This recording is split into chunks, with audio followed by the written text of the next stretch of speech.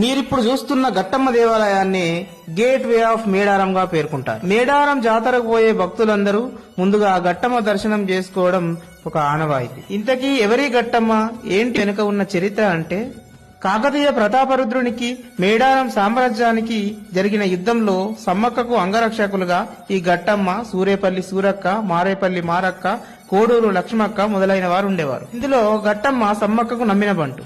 సమ్మక్కను కాకతీయ సేనల నుండి కాపాడుతూ వీరందరూ అమరులయ్యారు. ఈ అమరులనే దేవుళ్లుగా మలుచుకొని వారికి పూజలు నిర్వహిస్తున్నారు.